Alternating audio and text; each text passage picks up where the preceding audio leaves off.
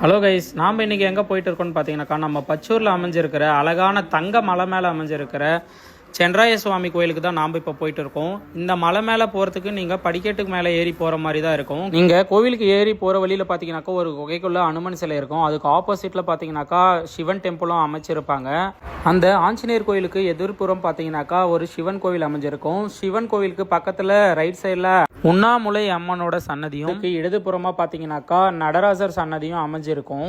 இவங்களை எல்லாரும் பார்த்துட்டு நீங்கள் ரைட் சைடில் போனாக்கா படிக்கட்டோட வழி வந்துடும். அந்த இடத்துல நீங்கள் ஏறி போக ஆரம்பிக்கணும். அங்கேருந்து கொஞ்சம் முன்னாடி போனாக்கா ஒரு இரும்பு படிக்கட்டு போல் அமைச்சிருப்பாங்க. அது மேலே நீங்கள் ஏறி போனாக்கா முருகர் சிலையும், அந்த முருகருக்கு பின்புறம் பார்த்தீங்கன்னாக்கா பெருமாள் சிலையும் ரொம்ப பிரம்மாண்டமாக செதுக்கி வச்சுருப்பாங்க. நீங்கள் கீழேருந்து பார்த்தாக்கா பிரம்மாண்டமாக காட்சியளிக்கிற சிலை பார்த்தீங்கன்னாக்கா முருகரும், அதுக்கு பேக் சைடில் பார்த்தீங்கன்னாக்கா பெருமாள் சிலையும் தான் நமக்கு இவ்வளோ அழகாக காட்சி அளிக்கும். நீங்கள் இப்போ பார்க்குறது சென்றாய சுவாமியோட கால் தடம்னு சொல்கிறாங்க.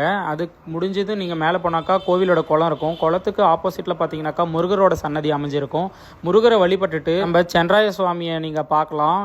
இங்கே மூலஸ்தானத்தில் பார்த்தீங்கன்னாக்கா ஃபோட்டோ பிடிக்கிறதுக்கு அலோவ் பண்ணலை. சரி, அதனால நம்ம சாமியை மட்டும் கும்பிட்டுட்டு வெளியே வந்துட்டோம்.